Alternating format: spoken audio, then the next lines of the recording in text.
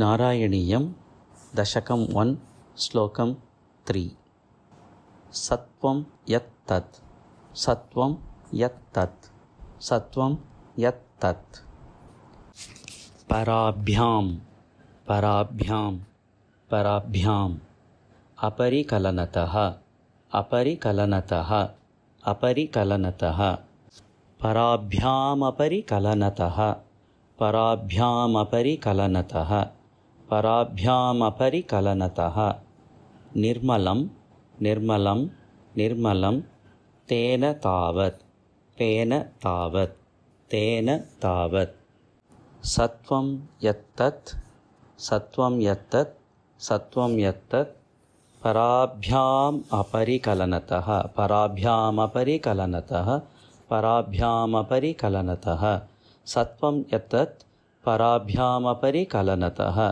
सत्वं यत्तत् पराभ्यामपरिकलनतः सत्वं यत्तत् पराभ्यामपरिकलनतः निर्मलं तेन तावत् निर्मलं तेन तावत् निर्मलं तेन तावत् सत्वं यत्तत् पराभ्यामपरिकलनतः निर्मलं तेन तावत् सत्वं यत्तत् पराभ्यामपरिकलनतः निर्मलं तेन तावत् सत्वं यत्तत् पराभ्यामपरिकलनतः निर्मलं तेन तावत्. You might have noticed now I have recited the whole first line. Now we will go to the second line.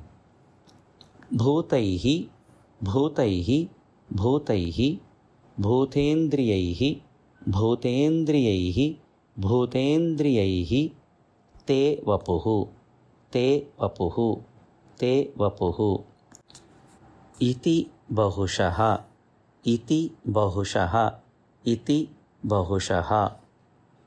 If you note down in this, there are these words bhutaihi bhutendriyaihi te vapuhu iti bahushaha. So it is split into 4 portions.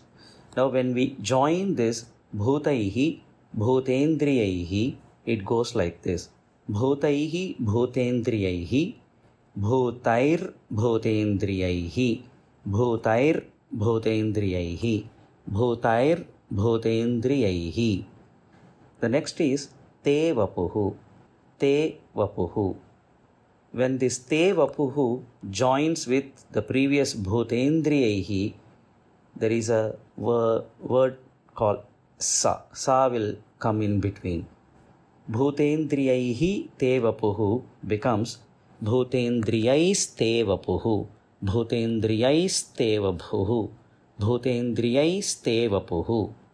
So now if I join these 3 words, bhutaihi bhutendriyaihi te vapuhu, it becomes like this: bhutair bhutendriyair ste vapuhu bhutair bhutendriyais te vapuhu bhutair bhutendriyais ste vapuhu.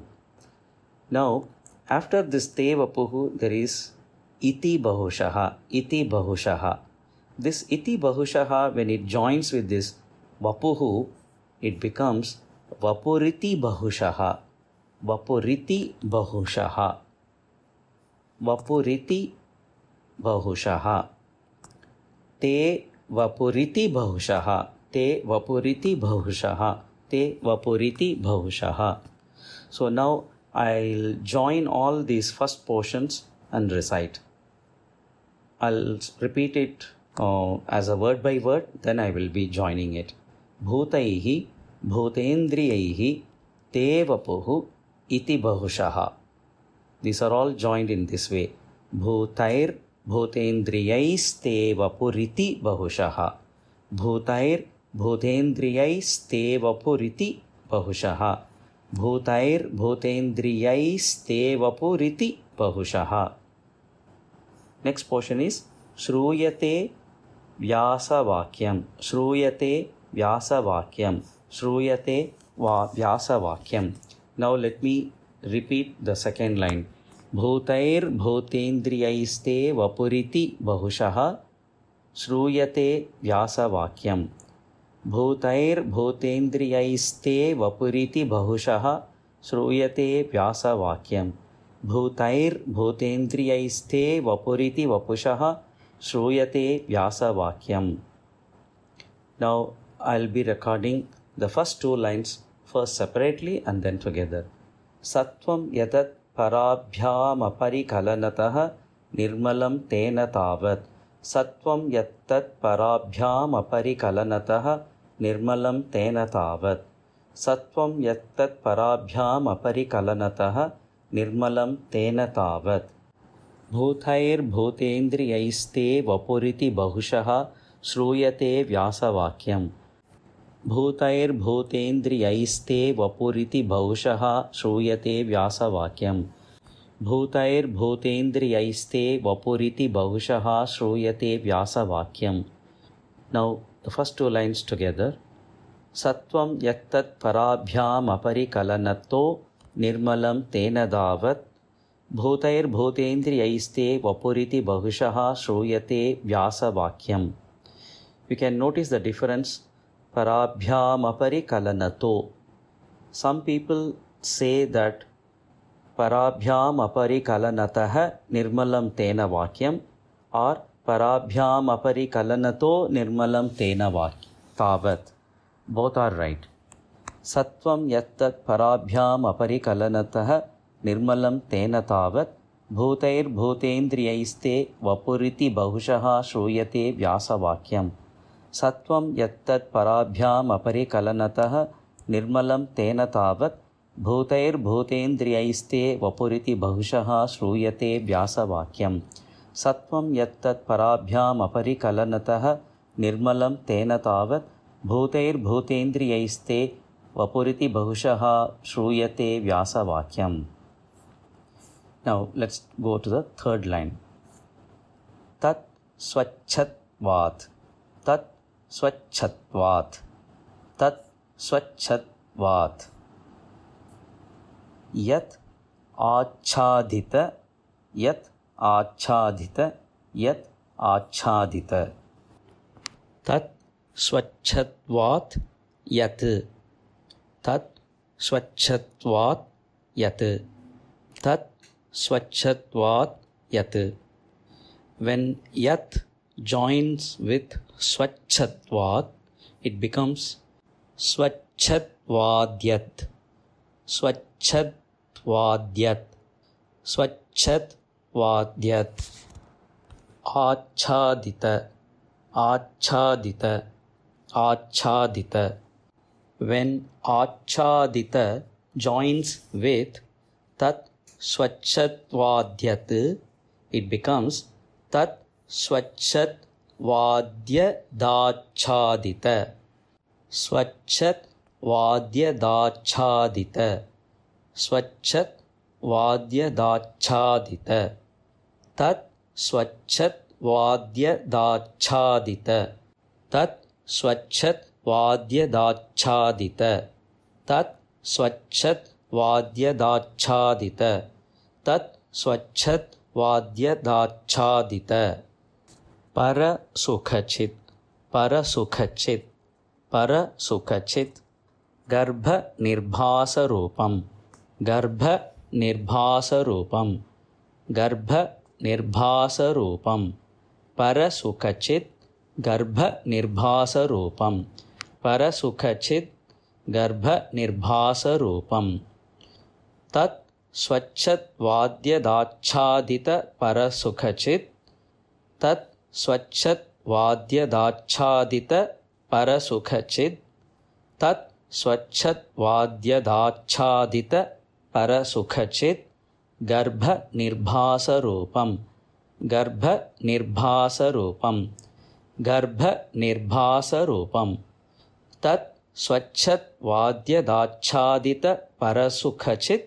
Garbha nirbhasarupam. Tat swachhatvadyadachadita parasukhachit. Garbha nirbhasarupam.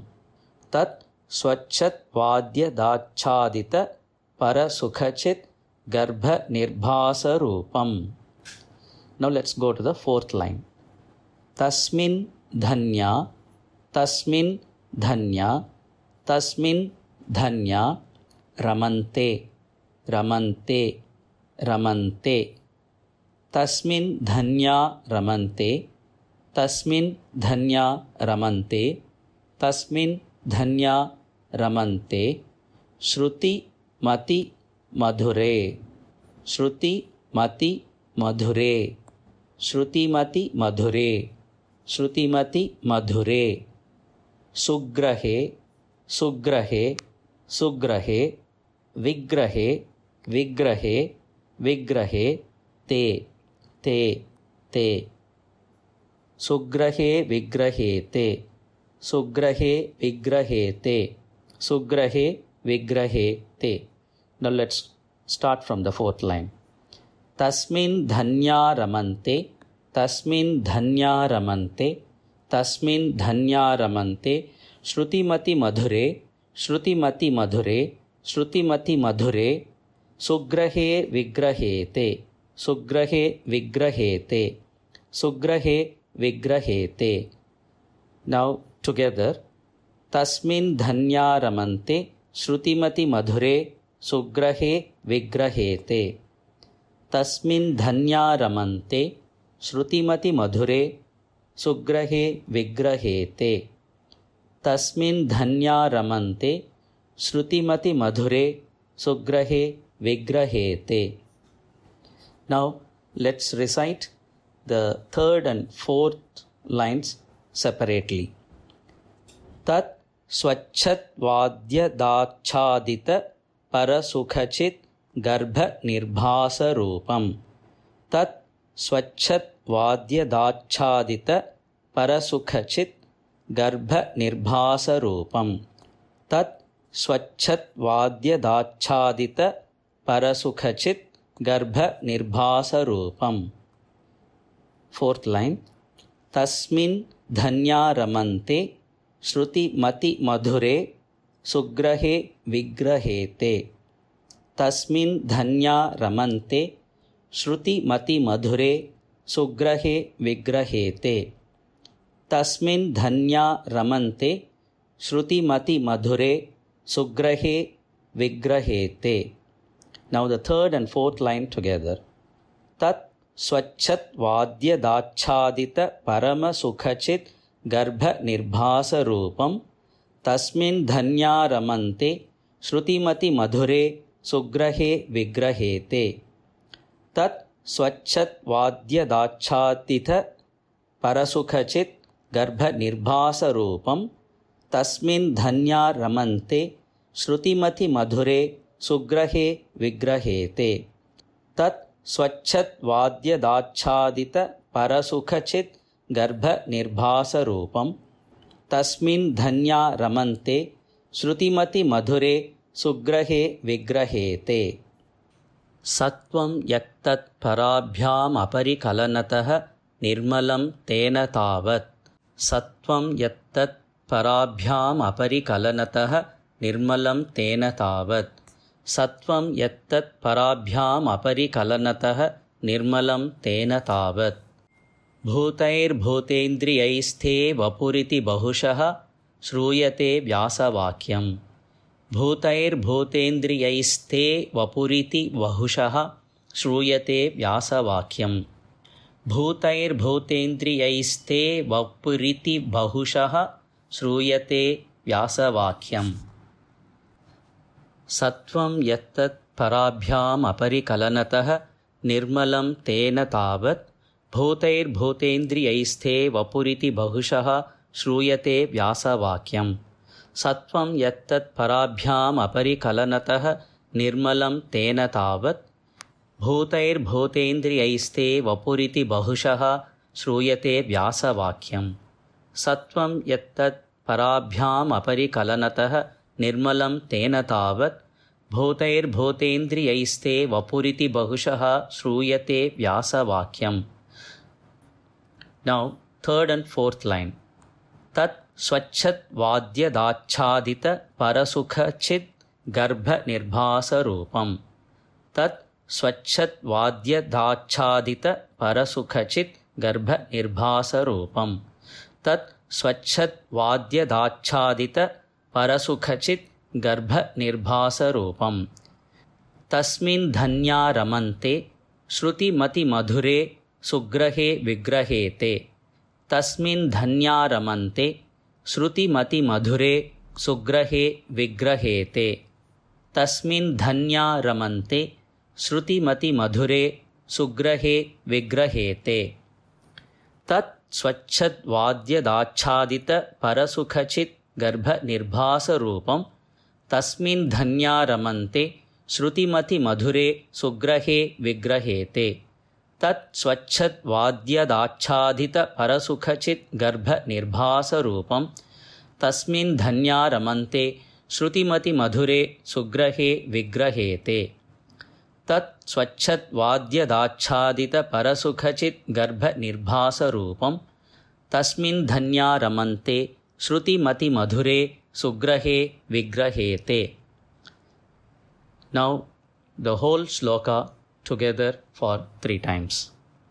Sattvam yattat parabhyam aparikalanatāh nirmalam tena tāvat bhūtair bhūtendriyaiste vapuriti bahushaha श्रूयते व्यासवाक्यं तत् स्वच्छत् वाद्यदाच्छादित परसुखचित् गर्भनिर्भासरूपं तस्मिन् धन्या रमन्ते श्रुतिमतिमधुरे सुग्रहे विग्रहेते.